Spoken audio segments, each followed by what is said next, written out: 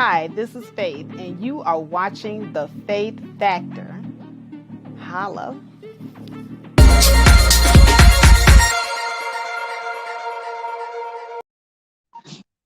All right, and I am live. Welcome to the Faith Factor Morning Show. And I am your host, The Faith Factor. It is Wednesday, December 15th, and it is 6:25 in the morning, Mountain Time. How you doing today? All right, so this show is geared towards the early morning birds. Some of you are off work and you're just getting up, getting your day started, hitting that shower, just trying to get yourself wound up for the day, or you're in your car driving down the road, you're on your way. So this morning's show is strictly for listening purposes only. So you don't have to worry about watching what's on the screen. We're going to worry about listening, because this morning we're going to talk about the word no. I remember growing up, and I talk about my upbringing quite a bit on here, because I had both of my parents in the home. My mother, she spent quite a bit of my brother and I younger years, as a stay-at-home mom. She also worked, but for the majority of the part, she was a stay-at-home mom. And I remember being younger. I remember seeing my mom always ripping, always running for people. People would call us. I mean, our phone never seemed to stop ringing. And my mother was a good person. She always want to help everybody. But the thing about it is, people, they don't understand when they're weighing you down. They don't know that your phone is ringing 50, 60 times a day and everybody wants you to do something for them. They don't know this. And you can't expect them to know this. Only you know what's going on in your household, and only you know how much energy you have. So my mother was one of those people that if somebody called and said they needed something and they sounded like they were in dire need, she would jump right up, no matter what she was doing or what she had going on. And she would go run and try to help that person.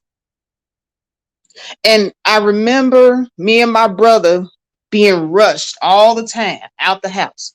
She put our clothes on. We rushed out the house. We ripping and running. We got to go and help this person, help that person. And it got to the point with my brother and I as children, we were exhausted, because we would get home from school and we'll be doing our homework, and we'd be wanting to go out and play with our friends and all this other stuff. And next thing I know, my mama grabbing us up, she putting our coat and our shoes on, and we ripping and running, going to help somebody. And my father, he saw what was going on, and he would look at my mom and he would say, Catherine, he said, you got to stop dragging these kids out of here. Every time somebody call, you go running. You're not going to be able to save the world. What about that word no? You don't understand.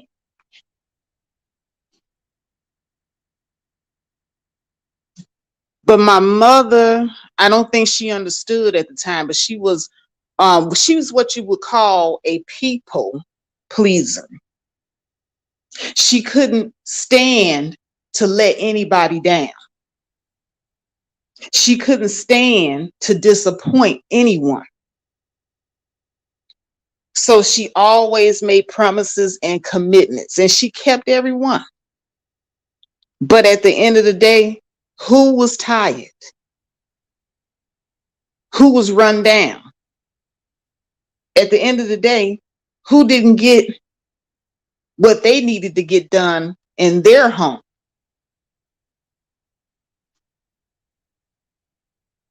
I remember one time We had gotten out of school, and my mother was in the middle of cooking for her household, and she stopped what she was doing for us because a friend of hers, Cliff Ann, was in a crisis. This woman, had gotten beat up by her man and put out the house and all this other stuff.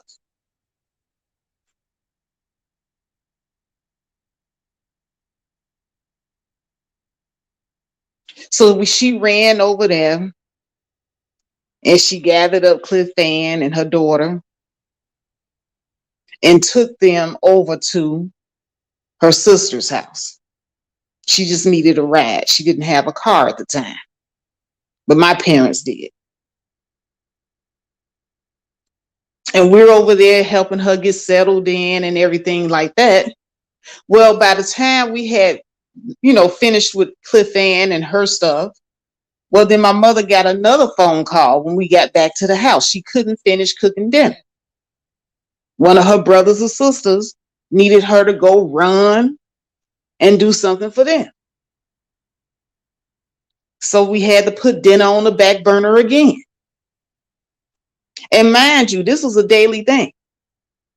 So by the time we got back home, the sun was going down. My brother and I had not even started our homework yet. We hadn't had nothing to eat.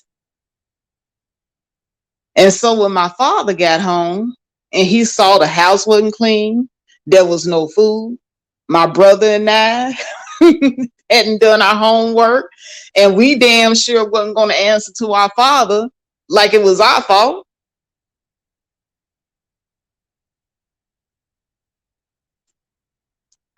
So he looked at my mother and he said, "What are you doing?" He said, "Why are you out here running, ripping and running and doing for everybody you ain't even doing for yourself?" He said, "This is every day, Catherine." And my father put his foot down.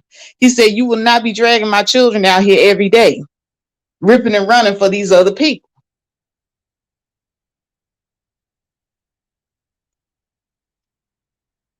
So my father, being the tyrant that he was, took all the telephones out the house.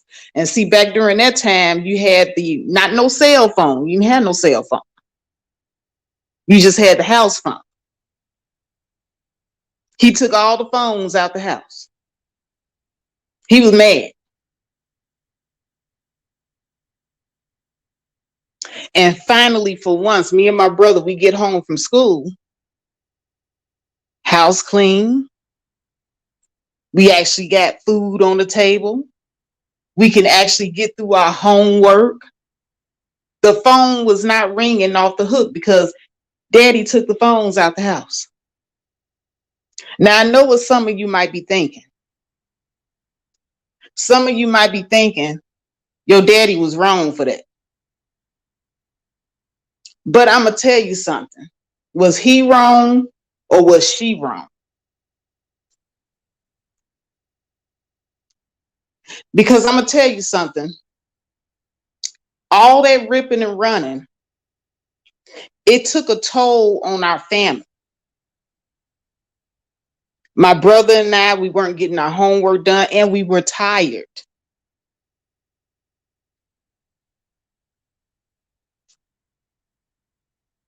Ken has said Dad was right 100%. Yes, he was right. Now, he did eventually put the phone back in the house, but he was trying to make a point to my mother. And my mother opened her eyes for the first time and she finally realized that she had been neglecting her own family, ripping and running for everybody else.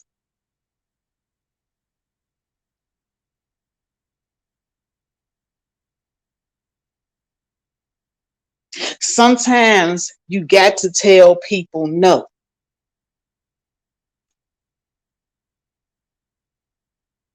Now, my daddy only took the phone out the house for 2 days because he wanted my mother to see what it would be like if she could just focus on just herself and her own family. And she was much more rested. She had her peace of mind. Couldn't nobody just pick up their phone and call her and ask her to just do this and do that?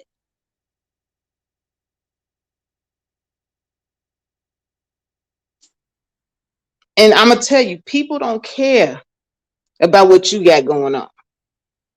They don't. And they don't know what you got going on. Only you know.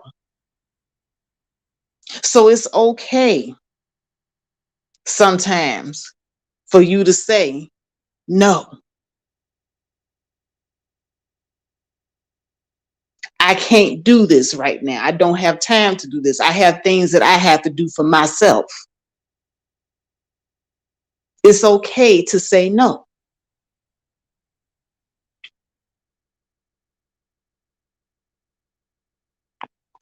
Ken Has says, say no in many ways too. Make it fun to say no. Hell no. Fuck no. Hell to the no.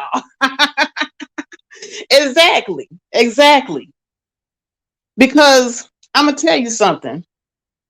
When people find a fool, they're not going to say this a fool or this person is just so kind-hearted. We shouldn't take advantage of this person. No, people are dirty and grimy these days.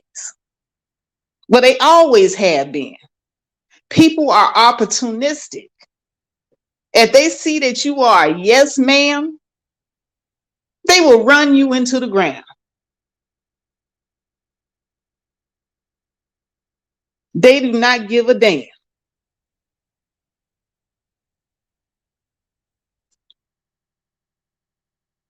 I remember growing up, and like I said, that was just one instance.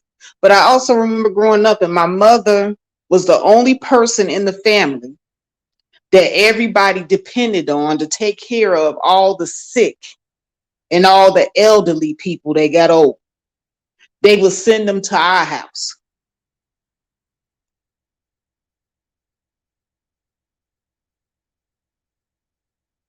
I remember when my Uncle Lloyd on my father's side, he was an alcoholic and he got real sick. He had liver cancer. And he was at our house, couldn't move, couldn't do anything. And he was still find a way to get some alcohol. And there my mother was over there taking care of him. If he's falling down the stairs, there she was lifting him up, trying to get him back up the stairs and hiding that he was drinking from my father because she knew that my father would put him out. My father didn't give no damn. Okay, my father was the exact opposite of my mother. My mother, very caring, very compassionate towards people. My father, he didn't play games. When my Uncle Lloyd moved in there, he told him, hey, if I see you around here drunk, you're out of here. One day, my father come home from work early.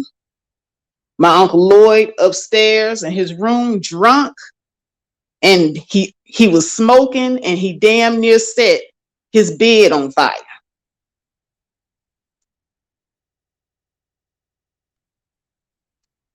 And that was pretty scary. My father threw a fit. He didn't care if the old man was sick. He didn't care if the old man was drunk. He put my Uncle Lloyd out. That's just how cold-blooded my father was. He didn't care.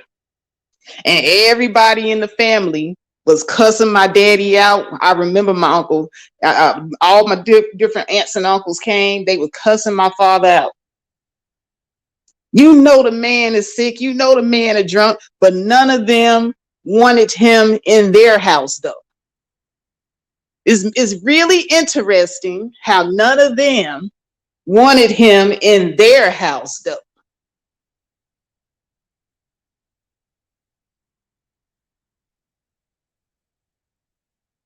And so they bestowed all this praise on my mother, Saint Catherine.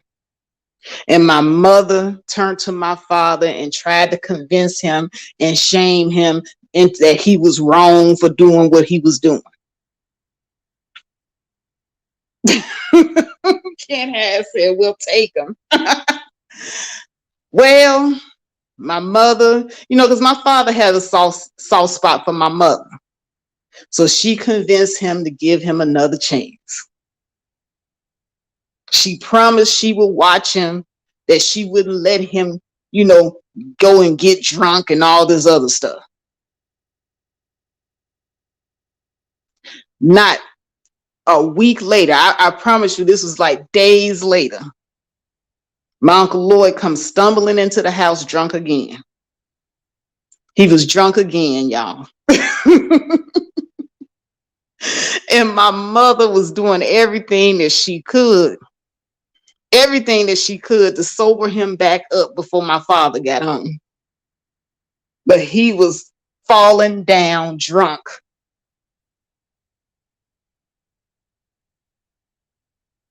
My father came home, and the first thing he did is almost as if he smelled the alcohol in the air. And we had a 2-story house. And he went up them stairs to where my Uncle Lloyd's bedroom was. And he opened the door. It's like he knew. And all you heard was scuffling and fighting. I told you, you got one more time. Nah, Catherine, I don't want to hear it. He got to go.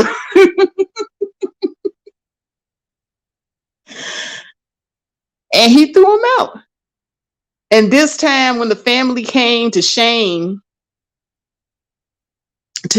my parents because he was old and he was a drunk and we knew he had a problem. Oh, my father said, you take him. Which one of y'all gonna take him? I don't allow this in my house. And see, my father, he's not a people pleaser. My father don't give a damn about hurting nobody's feelings. And he's always been that way. He's always been a formidable person, very, very intimidating person. But my father was never a doormat. And there's a difference between men and women. It was easy for people to walk over my mother and shame her into being a certain way and doing certain things that they wanted her to do because she cared. She cared too much what people thought. Those same people, even when my father told them no, they would still come around. They would still be his friend. They would still call him. He was still invited to cookouts and parties. So him saying no did not affect him.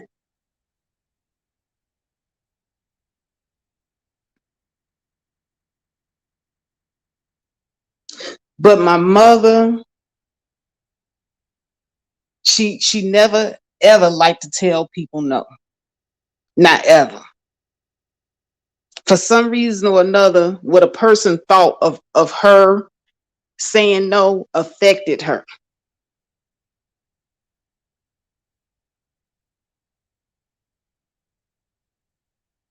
And so for a long time, all throughout her life, she spent a long time struggling, trying to balance things that she had to do with her own personal life and trying to please everybody because she don't want nobody to be mad at her.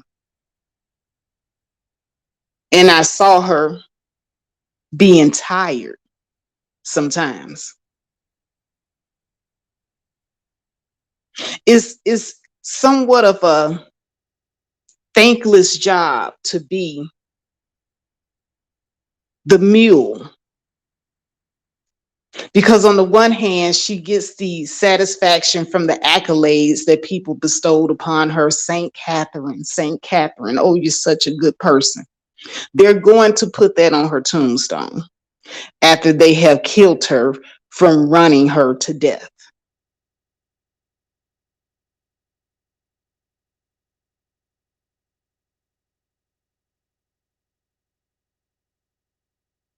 Exactly, Can't hide. You have to care about yourself.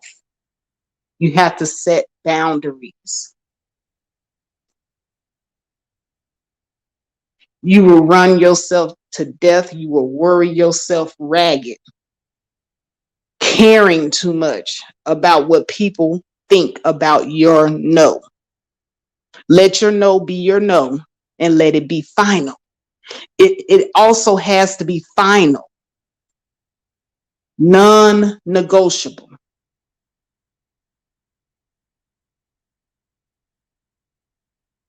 But why? Because I said so. Because I don't want to. You can be cutthroat with it. You don't have to give an explanation. You don't owe anybody anything.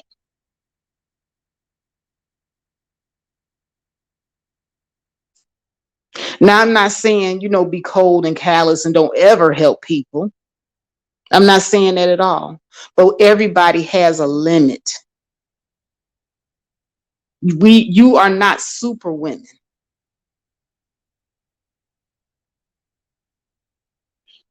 Exactly, Can't hide. Accolades do not pay the bills. Accolades don't get your house clean while you helping somebody else clean their house. Accolades do not help your children get their homework and studies done while you out running around helping everybody else.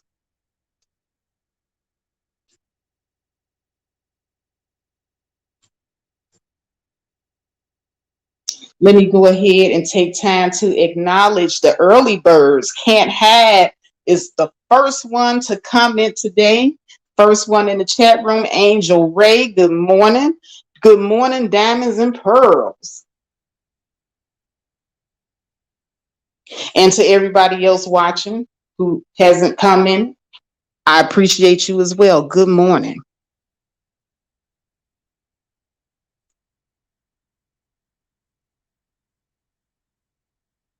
No can be a very powerful word.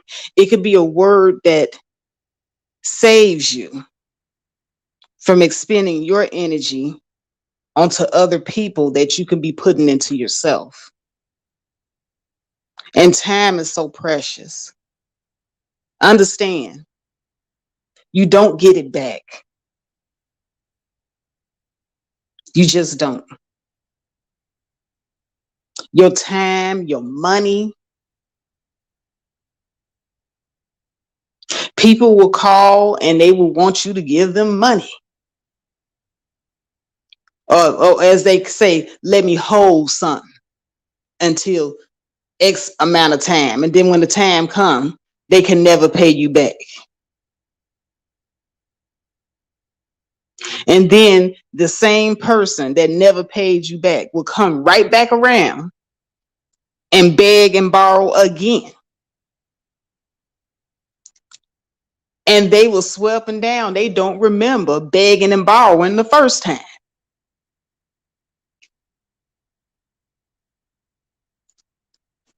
I do not give loans on top of loans. If you borrow from me and you never pay me back and you still owe me, I don't care if it's as small as $10. If you didn't think enough of me to pay that back, don't come to me and ask for more, knowing that you owe me already. I do not give loans on top of loans. And you all should make that your policy as well. So you got to treat people or teach people how to treat you. As a matter of fact, these people ought to know to cross your name off the list when they get the begging and asking. Oh no, I'm not gonna ask Faith. Faith stingy. She ain't gonna give you nothing. You damn right. And you can mark that on my tombstone. Faith stingy. She don't give you a damn thing. Put that on my tombstone. I could give a damn.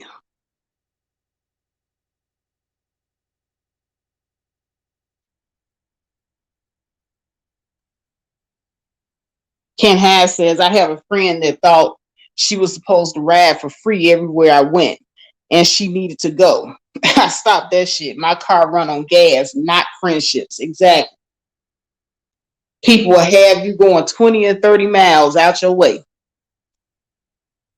And then when they get to their final destination, they don't even offer to put anything in your gas tank for all the running you did for them that day.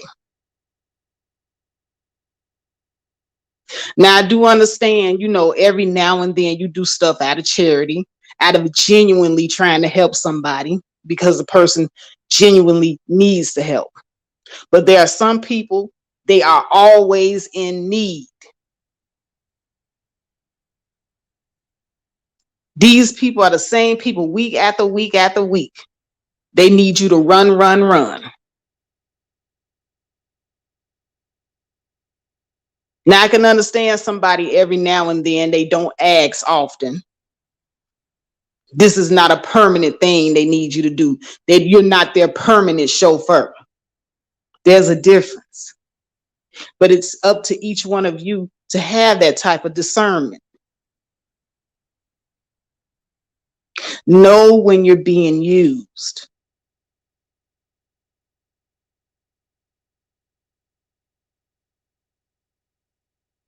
I'm Allison in Wonderland says, I don't give loans. I either say no or give gifts. People are less likely to keep asking for gifts. I don't know, Allison, because sometimes if you're known to be generous, if you feed the roaches, they will keep coming back.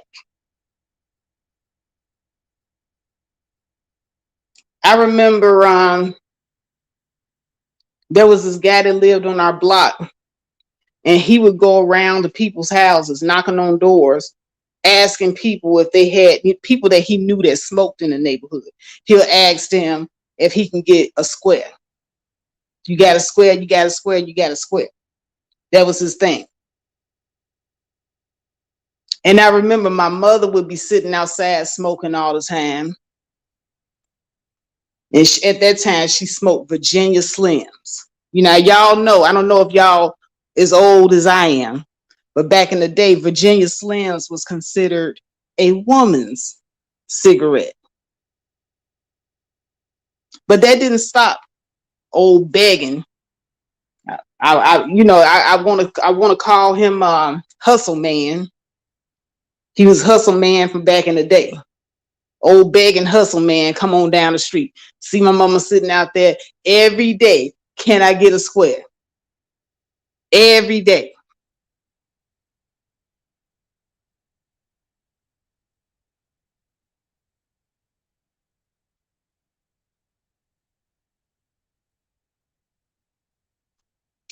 And so one day my father happened to be out mowing the lawn, and he saw Hustle Man coming. And he knew he was going to make a beeline for my mama sitting outside smoking her cigarette. So he cut the mower off, and he went and he stood right there at the gate. He said, hey, what's up? What's up, OG? And he saw my father standing there. And all of a sudden, his whole demeanor changed. That little pep he had in his step slowed down real fast. Because, when people see the person that say no all the time, they slow down. Oh, what you doing? What you doing, Mr. Rasta? What you doing? Hey, what's up, sir? Y'all, they call my father sir all the time because he was in the military.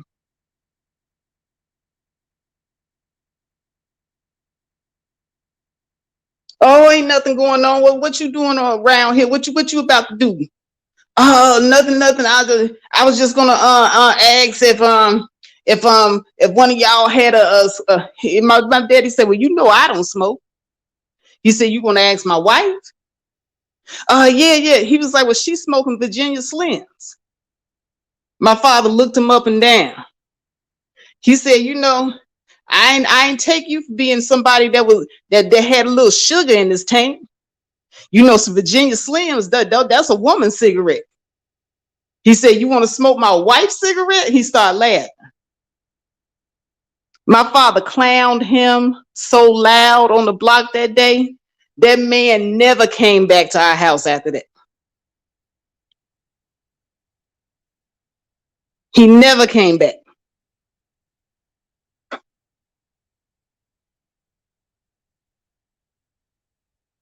Good morning, Miss Jim Stay. And that's what you got to do sometimes.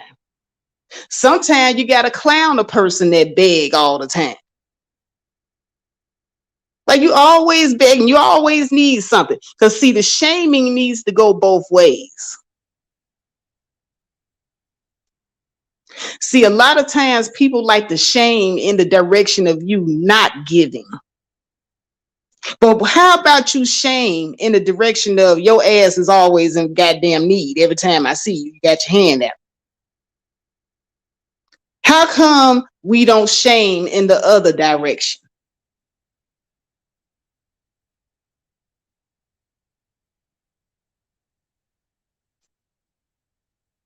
Can have your dynamic was different. Your father was like my mother. He was kind-hearted, but your mother was like my father. She would tell people where to go. I like your mother. See, I especially like women that know how to tell people where to get off.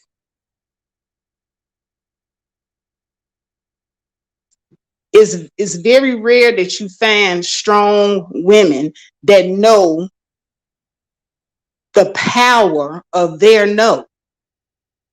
See, as women, we're always conditioned, aren't we? That's the reason why I don't really like that whole fit, feminine, friendly bullshit. Sometimes you gotta be a bitch.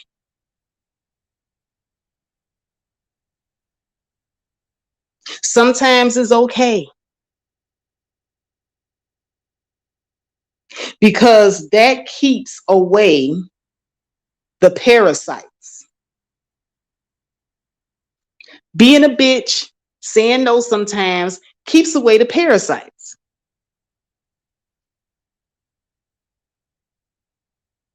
There's a lot of bloodsuckers out here. They will zap all your energy away from you. And if they see you doing anything for themselves, for yourself, excuse me, if they see you doing anything for yourself, these suckers get mad because that's one less thing they feel that you could be doing for them.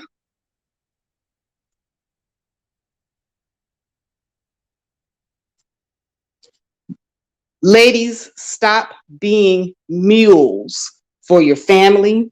Stop being mules for the community. They'll be all right. I promise you they will.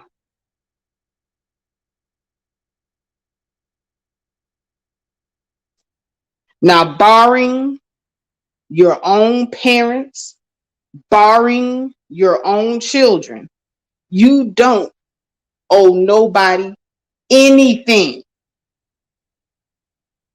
Barring your own husband or wife, you don't owe nobody anything.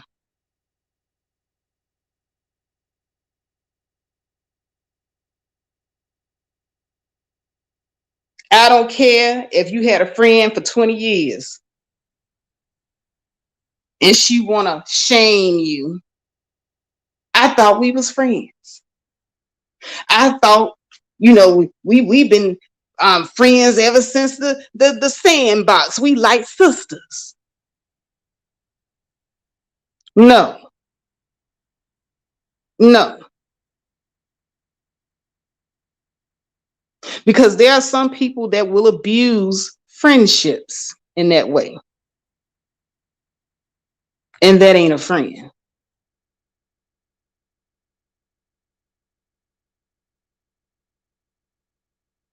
I can't stand when people do that. I've had people try to do that to me. I thought we was friends. I thought we was cool like that.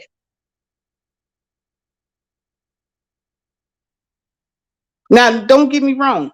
You do, help your friend and your buddy every now and then. But if your friend and your buddy taking advantage, this is a regular thing. Every time we go out, you ain't got no money to pay.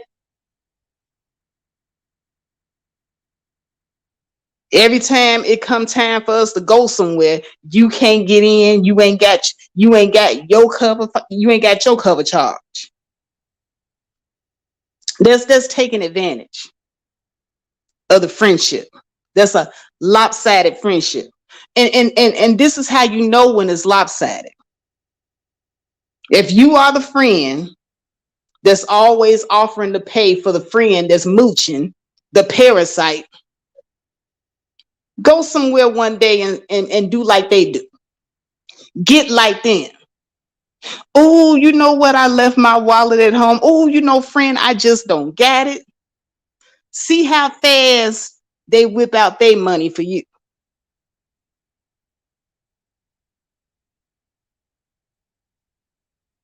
See, if you got friends that you cannot rely on when things get hot or when you falling short, it's a lopsided relationship. And on top of that, you got some useless ass friends that can't do shit for you.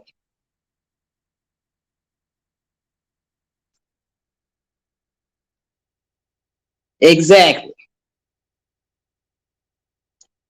Forget all that.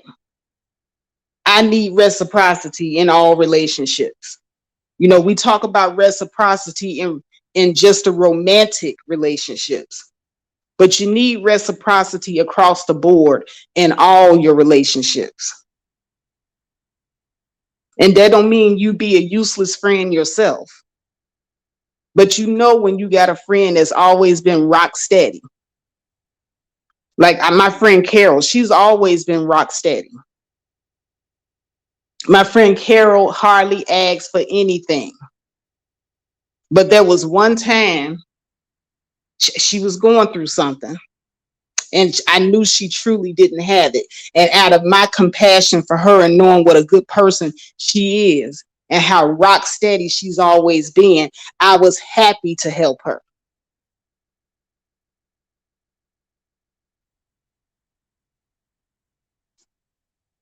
Because I know she did the same for me. It was a mutual reciprocal relationship, and we did not abuse each other. We did not abuse the friendship. But some people will constantly ask you for favors just for the sake of asking. Because they just don't want to use theirs. They got it. They just don't want to use theirs. They would rather use yours.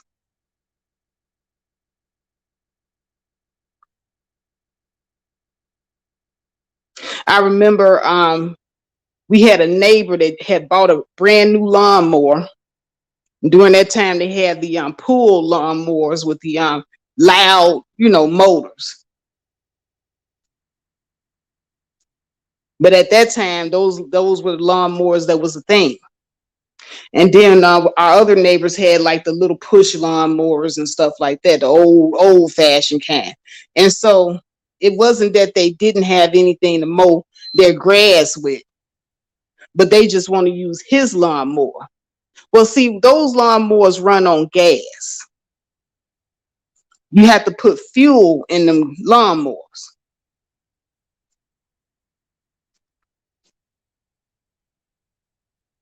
So he kept loaning his out, loaning his out, loaning his out. They could have used their own, but they want to use his. And people kept coming over and using and using and using. until they broke it. Now, which one of them do you think paid for him to get it fixed? Which one of them do you think helped him get another one?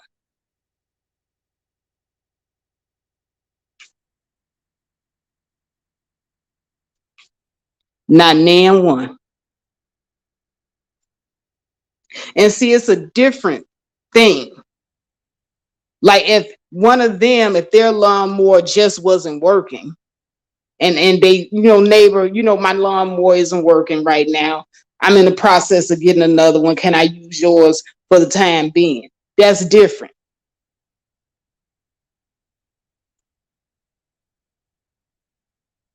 But these jokers had their lawnmowers sitting up nice, not being used in their garage. But they ain't want to use theirs. They want to use his. See, that's what I'm saying. Sometimes it's not about people not having it. It's just that they don't want to use what they got. They would rather use what you got.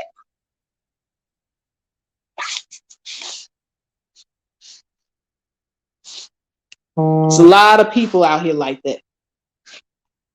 Vultures.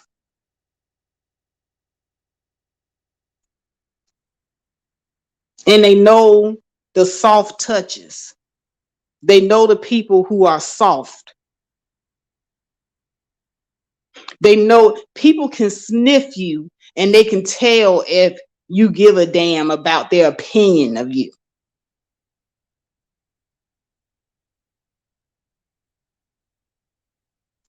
You got to stop caring so much about what other people think and about pleasing other people, about them thinking you're a great person.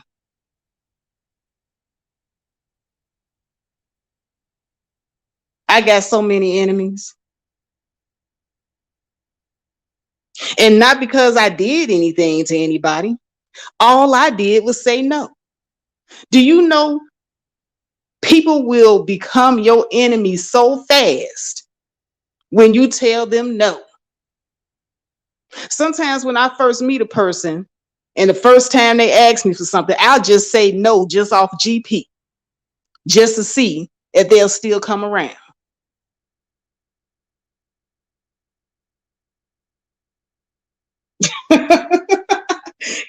I said, I like to think I am a broom riding bitch. Exactly. I'm a broom riding bitch. Yes, I accept it. I got too much of my daddy in me. I don't care. Me no care.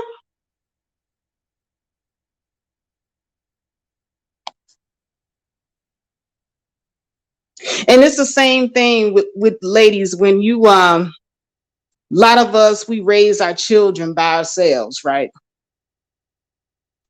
We raise our children by ourselves and we sacrifice and sacrifice because we should have. We're the parent. As a parent, you're supposed to sacrifice for your children when you're raising them.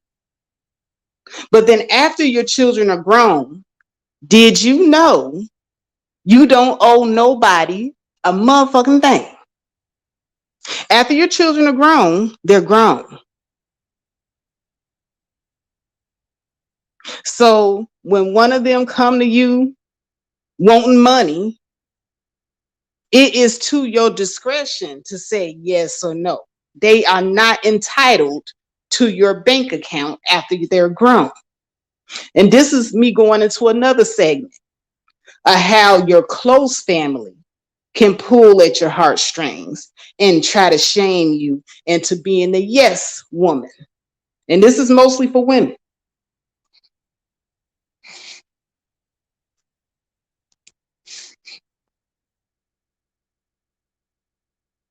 So I'm a see how strong some of you all can be now.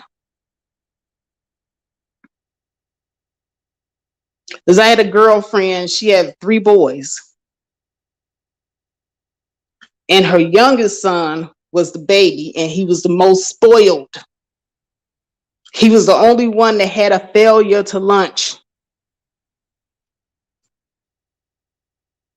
stay home with his mama damn near till he was 30. And he was an entitled little motherfucker.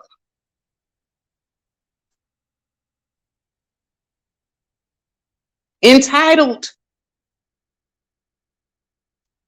But she was right there, mammying it up.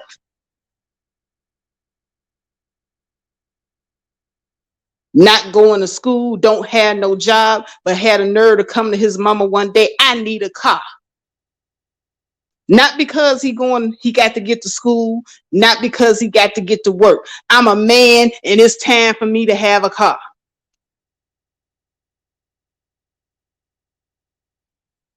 And I was sitting at the house that day. We were sitting up there. We were making some lobster lasagna. We were doing something, for a little women's retreat that we were getting ready to go on. And I heard that. And I was expecting my friend, because, around us, she's not a yes man. But when it comes to them kids, let me tell you, when it comes to that little boy, that baby boy, when it comes to him, oh my God, I saw a whole nother person. Well, what kind of car did you want? I said, what? I stopped cracking up the lobster legs, and I looked. I'm like, what? What?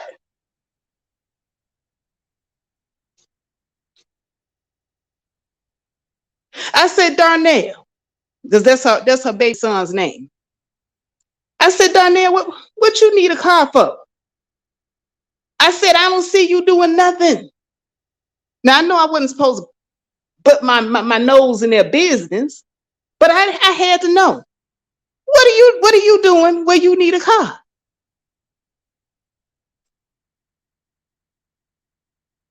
And he looked at me and rolled his ass, and he focused back in on his mama. Yeah, I'm getting too old to be going and catching the bus. I said, excuse me, nigga, you heard me talking. Are you working right now? Is this why you need a job? Do you have to get somewhere, nigga?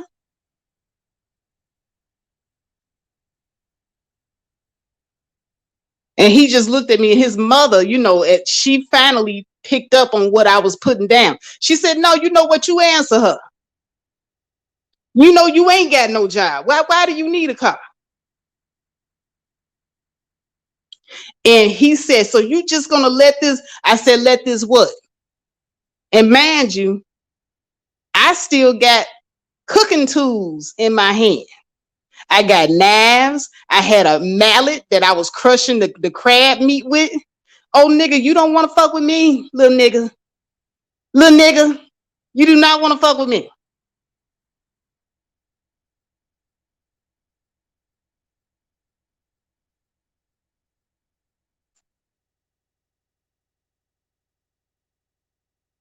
So his mama said, what were you going to say? He was like, I'm just saying, Mom, I'm almost going to be 30 years old in a couple of years. I said, yeah, you need to move the fuck out your mama house. You know what, Mama, I'm tired. And his mama jumped up around that counter and said, you tired of what, son? And I jumped up around the counter too on the other side. I said, you get him from the back. And I said, you get him from the front and I'll get him from the back. This the beat down he been needing. That's right. Get a job. Nigga, get a job.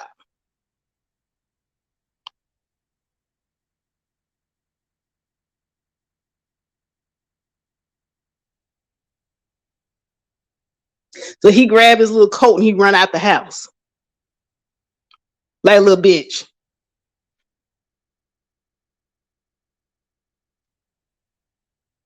But these be the same people that will come home and shoot you in the head after you done mollycoddled them and took care of them for years. These will be the same people that will jump across the Thanksgiving table on Thanksgiving and slit your throat. because they not used to you saying no.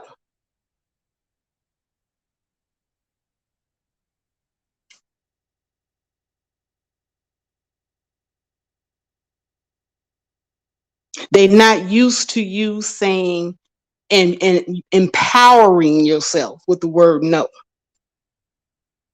Now, I watch my friend work hard.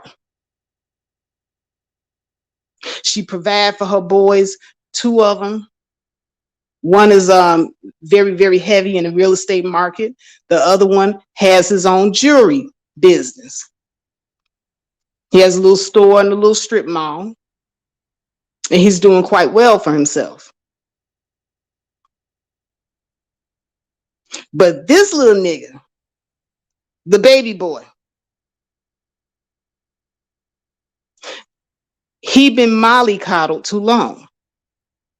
And see, it was right around the time when he came along that their father left. And the other two boys, being much older than him, were already on their way out the door. And see, it's partly her fault because she made him the man in lieu of the husband. So after he left, he became her companion. And that's wrong, ladies. It's wrong. Because you do your sons a disservice when you do that. You ruin your boys. Now, if we can raise our daughters to be independent, you can raise your sons to be independent. You're supposed to endeavor to raise all your children to be independent. Good morning, Khadija Show. You're not supposed to mollycoddle any child, especially in this day and age. It's a cutthroat world out here. The world is not going to mollycoddle your children. You're supposed to be teaching your children to be independent and self-sufficient, productive citizens out here in society. You're not supposed to have them dependent on you because of your neediness. That's selfish.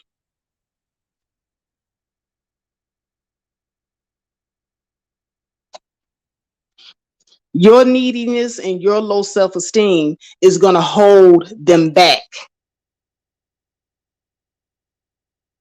And it ruins them as mates for other people, especially your sons. Because he gets the template that women are the strong ones and that women are the ones that are supposed to be the providers and women are the ones that's supposed to give.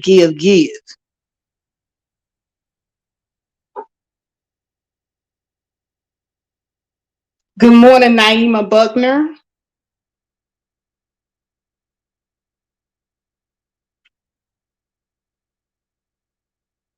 You're doing things backwards, especially with your sons when you're doing this. You got to, especially when they get older, your no game got to really be strong.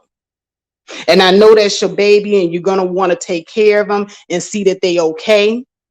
That's perfectly fine. But after you've instilled everything that you need to instill in them, it's going to be a time that you're going to have to step back and watch them utilize your teaching. And they're going to have to stumble and fall sometimes. And you're going to have to sit there and watch.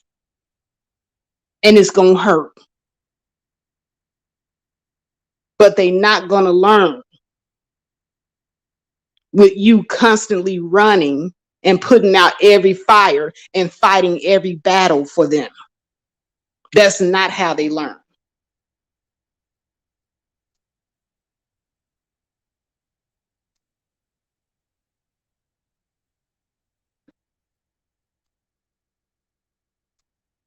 If your child is out of the home and they're in their own place and they're having problems paying their bill, what they're going to do is they're going to try to make you part of their budget plan instead of them tightening their budget. They make you part of their budget plan. And see, I had to get on that program with my baby girl, because every month she was always behind on some bill every month. And I had to catch on. As you thinking you helping them the one time, then the next month will come and it's the same thing. So you're like, okay, well, you got to get it together now. Get it together now. You get it, you get it, but budget yourself. And so you give them the money again. And then the next month, here it come again. Old faithful mama. And see, in this day and age, they don't just call you and ask for money. No, in this day and age, you get that old ding, ling, ling, ling, ling. You get the Cash App request. I'm telling you, this is a new age for begging. This is a new age for begging. You get the Cash App request. So about the third Cash App request, I'm like, wait a minute. 2 months ago, she needed money for this bill. And then the next month after that, she needed money for this bill. She is making me part of her budget plan. Oh, hell no.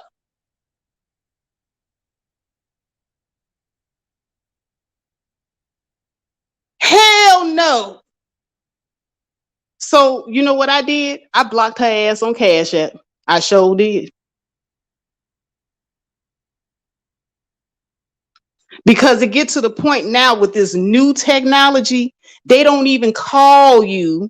Because you remember how back in the day, if you were begging, you'd have to call the person to beg. You have to tell the person what you need the money for. In this new age, in this new technology, they got Cash App. Ding, ling, ling, ling. You got a Cash App request from Pearl.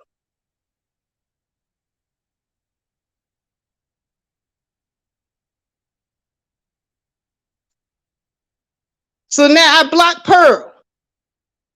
No more Cash App requests. Guess what Pearl got to do now? Guess what Pearl got to do now if she wants some money? She got to call. But hey, never fear. Never fear. In this new world of technology, when you don't want to be bothered with nobody, guess what you can do? You can block that number. Oh, not only did I block the Cash App, oh, I blocked the number too. Sure did. Don't feel bad about it. No, your begging ass, your begging days is over.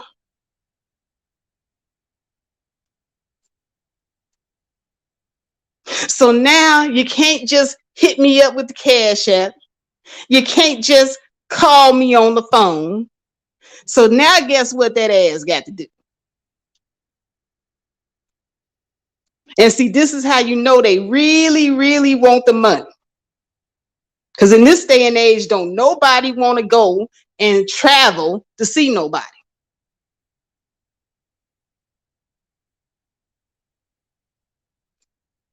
So that ass got in the car and come over here. Ding dong. And see, in this, I love this new age of technology, y'all. I love this. The new age of technology is great. She's on my video doorbell. I didn't even have to go to the door. I didn't have to go to the window. I opened up the app on my phone and I saw it was her. I said, oh, it's you. Guess who didn't answer the doorbell? BMT. Why are you hurting and humiliating that person's faith? Be nice. BMT, shut up. Mind your own business. No. That right there was a great teaching moment, because guess who didn't open the door? Guess who didn't do none of that? Because I'm going to tell you, my daddy did it to me. I was begging too much. I made my parents, and I ain't going to lie, I made my parents part of my budget because I knew mama was going to give it to me. I knew daddy was going to give it to me. I didn't have to budget until one day I got cut the fuck off. Then guess who had to figure it out? That's the only way I learned, and that's the only way she learned.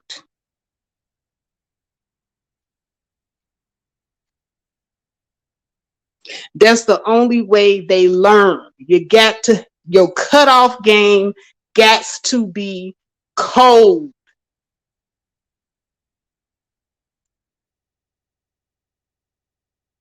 And see, look, you see how I took y'all down the evolution of saying no. First, it was with outsiders, then it was with friends, then it was with, family, and then close family. Close family is where a lot of people have a hard time saying no. Yeah, they can get it too. They can get that hell no, fuck nah, hell to the nah, no. They can get that no too.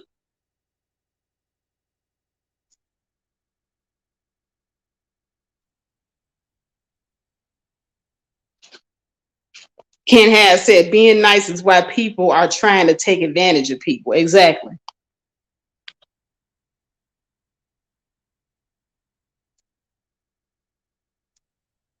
Exactly. Now, it's not that you have said no all the time, because every now and then people do need help, and you have the discernment to know when they need it and when they don't need it. But if this person is coming to you over and over and over again, asking you to put out fires in their lives, there's something else deeper going on with that situation. And you're not really helping them. There is such a thing or such a word called enabling. And sometimes being a yes ma'am all the time,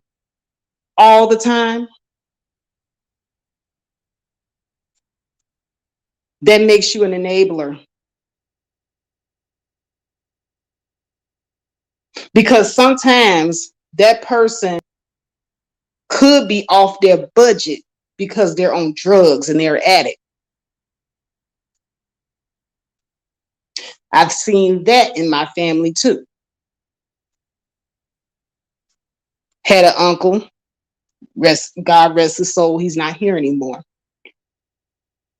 But I remember when my grandmother was living with us, this same uncle would come to our house with these elaborate stories.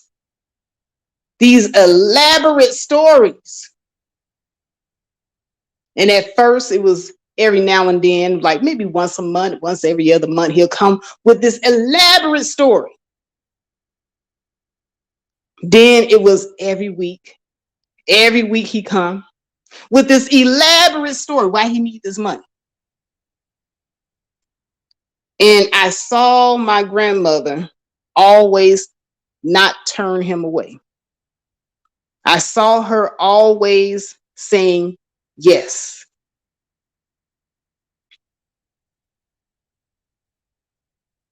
Some people need to be shamed. And he should have been shamed of himself because he was addicted and he was using his mother's money to fund his addiction. He wasn't coming to ask for no money to help with none of his children.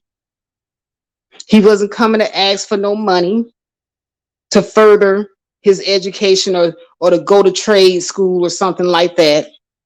And he damn sure wasn't offering to pay it back. At first it was, oh, I'm gonna pay you back.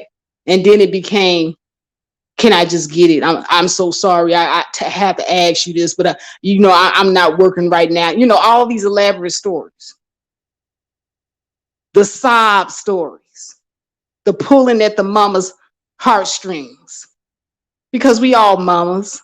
We all mamas. We don't want to see our babies out here suffering.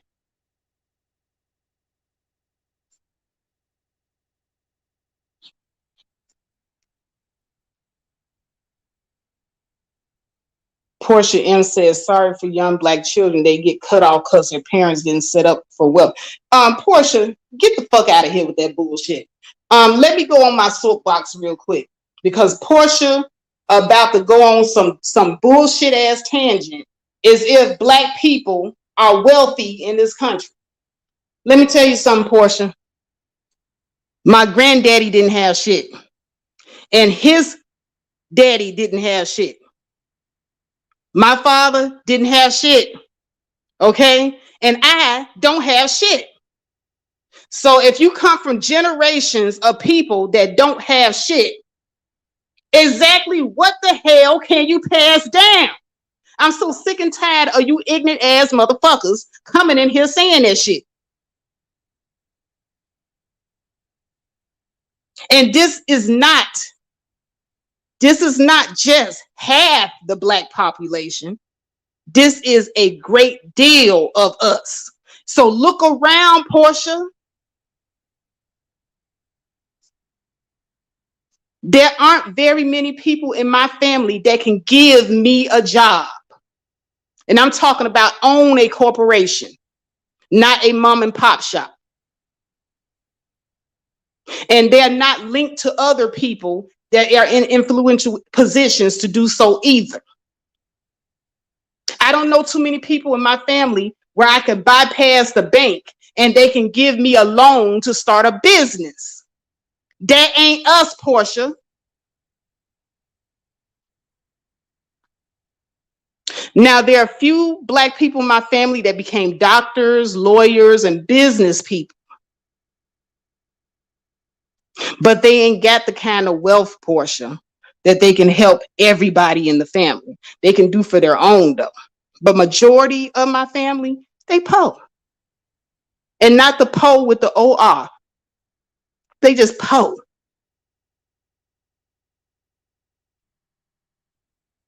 And see, that's where we need to get realistic.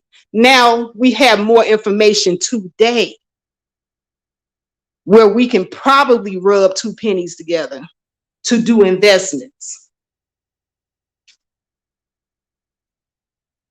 But during the times of our struggle years, where a lot of Black men didn't have opportunities and a lot of Black women were working whatever menial job they could get and whatever menial opportunity they could get, we never had a chance to build wealth, Portia.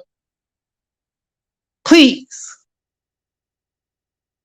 Now, I would say with the information and with the opportunities that we have today, I expect 100 years from now that we'll be in a different position as a people.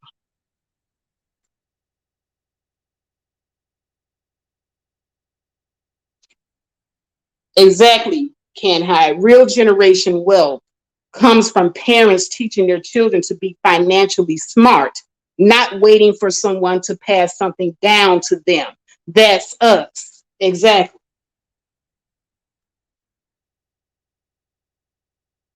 And if you're Black and you waiting on somebody to pass you down something, and you know you grew up in the ghetto, you dumb, you stupid, you retarded. How the hell you gonna expect your single mother that had you living in the projects to pass anything down to you? What inheritance? Portia, I'm still waiting on my inheritance. I think my mother's still waiting on her inheritance. What inheritance? You people are delusional.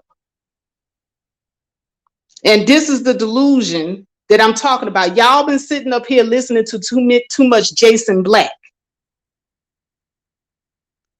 Y'all been sitting up here listening to these internet daddies, and they have really good stuff to put out there.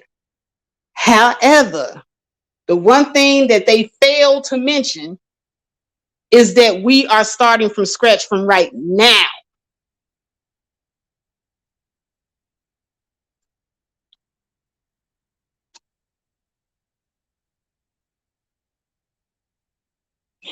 Portia says instead of buying $50 shoes, pay for $1 million life. I have a life insurance policy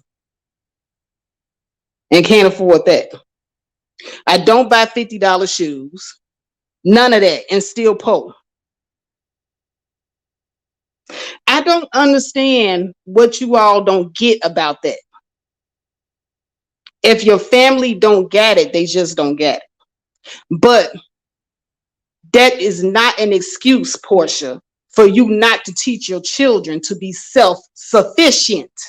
I don't understand how you deflect from teaching self-sufficiency to you got to leave some wealth. Yes, leave some wealth if you can. If you get it, do that. There are a lot of rich children that get written out their parents' wealth because the children refuse to do anything for themselves. Paris Hilton is one of them. She was out there getting high and philandering and going on. Now she has to work. Daddy told her, you're cut off. That does not exempt you from being self-sufficient and responsible.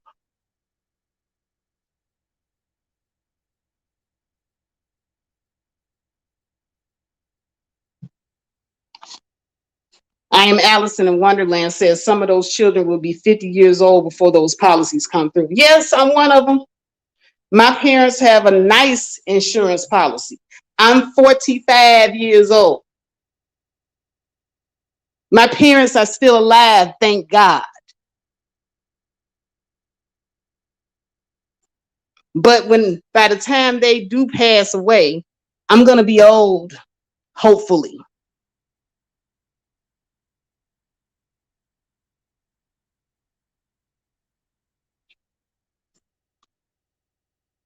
Now, they could leave it to possibly my children or my grandchildren and maybe skip me because I am going to be old by the time they go.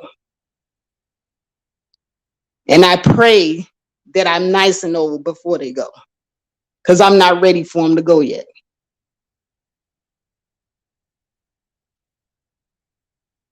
Yes, in the meantime, you have to teach your children to depend on their own capability. Exactly.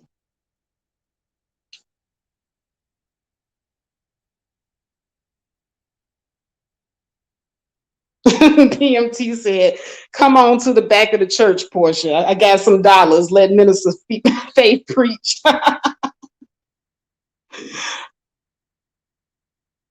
Yeah, a lot of people are not going to get this. A lot of people ain't going to get it. Whenever Black people get to talking about teaching responsibility, whenever Black people get to talking about teaching your children to be productive members of society and something that we can actually tangibly do right now, you always got somebody throwing out something that isn't tangible for the entire group. That we have an entire group that's not in that position right now. The best way for us to get in that position is to teach people to stop being lazy in the first goddamn place. We don't even have enough people with enough get up and go to get off their mama couch, get out their grandma basement. So before we can even talk about passing anything down to these lazy motherfuckers, I'm gonna just be honest, even if they get it, they not gonna do nothing with it because they lazy, trifling, entitled.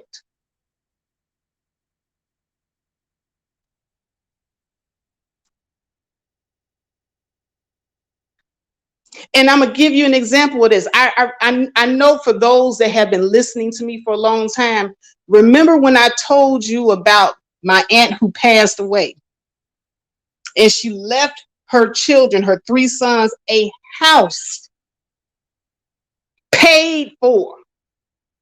All they had to do was keep up the property taxes. But they were so used to leaning on their mother that they were not taught how to take care of business. So soon as they got the house, they lost it.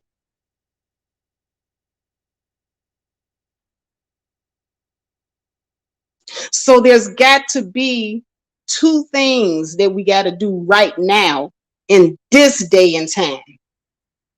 We've got to start teaching self-sufficiency, responsibility. Because without that, even if you gave them the world, they would soon squander it away.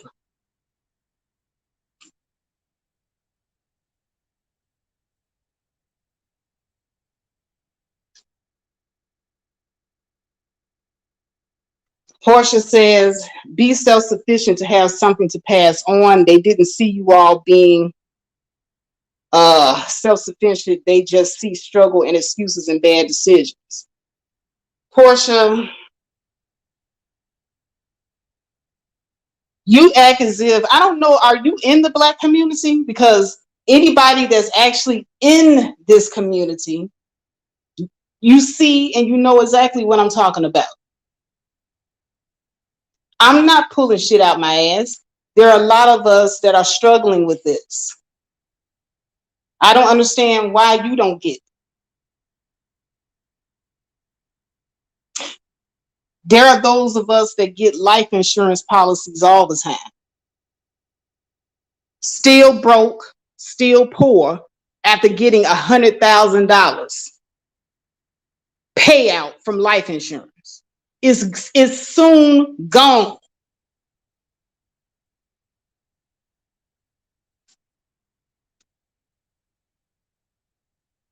You want to talk about investing? Well, first of all, the people have to know about investing.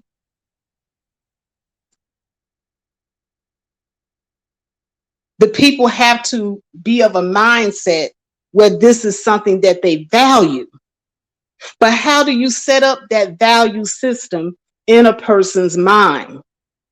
Not by just giving and not teaching, but you got to teach. And then you have to create people from scratch that grow up with this value system. It doesn't just happen just like that. Now, you have other groups of people that grow up with this value system of investing and saving. They understand the value of doing so, and they use money as a tool to make more money. They understand the concept. But when you have a group of people that only understand the concept of begging and getting over and running game on folks, they're not going to understand or appreciate the concept of, instead of taking that money, like you say, and buying $300 shoes, damn $50. Portia, I've seen niggas buy $300 shoes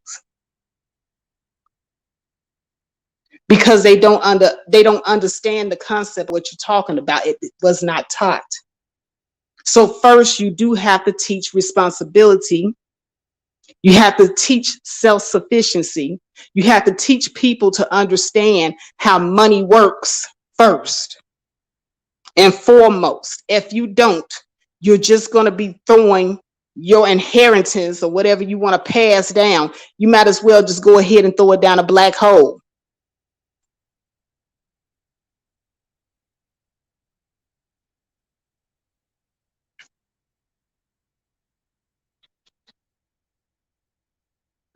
You're putting the horse, you're putting the cart before the horse.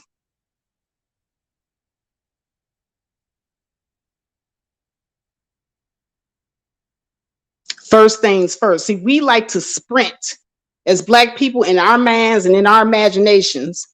We got to be great right now, but we're sprinting. We have this idealistic way of thinking that the solution is this, and we're going to sprint to this solution, but we miss all the steps in between.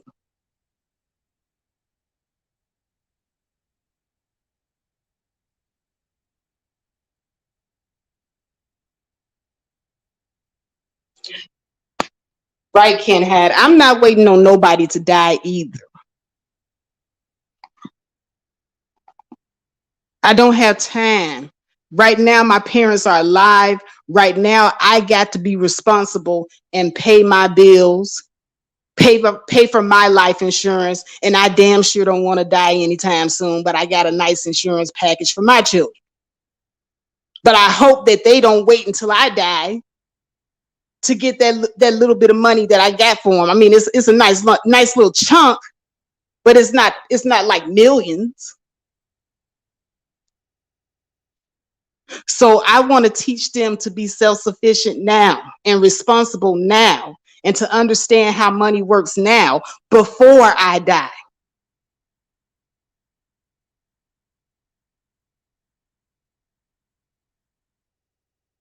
That's the idea that I'm trying to leave you with.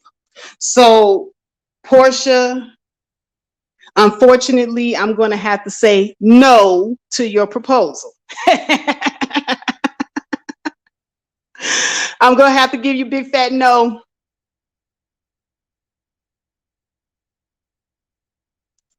Your proposal isn't wrong long term, but I'm just going to tell you, in order to get to what you're proposing, make sure you got your players in the right formation.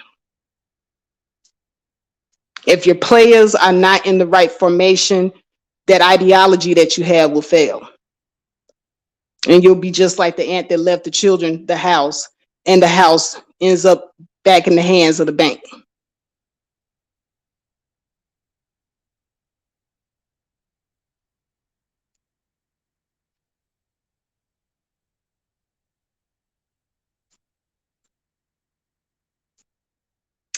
But let's see, that was fun. That was fun. I like when people come up and they are, giving a little pushback. Pushback is welcome, but understand, be prepared for the pushback to your pushback. Is that fair?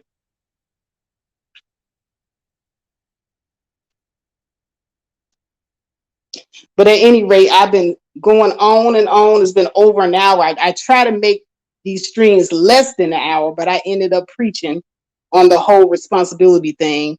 And it took me a little bit. Portia, you triggered me. Got triggered by Portia. But I do want to thank Portia for coming in and giving that pushback, because it's a teaching moment. It is definitely a teaching moment, because a lot of Black people do think like Portia, and you're not wrong for thinking like Portia, but you have to make sure that you get everything in place. Because we think as Black people, we do the right thing. We got these insurance policies. That is the right thing. Do leave the insurance policy. But make sure your benefactors are financially literate by the time you die. And make sure that your benefactors are not waiting for you to die before they can get anything for themselves. And they're not sucking your lifeblood while you're alive.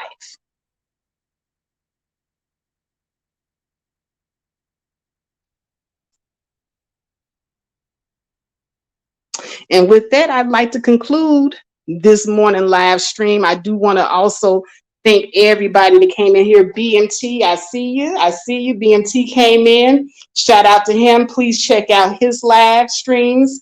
He does an excellent stream, guys. And I know he has a good one coming up.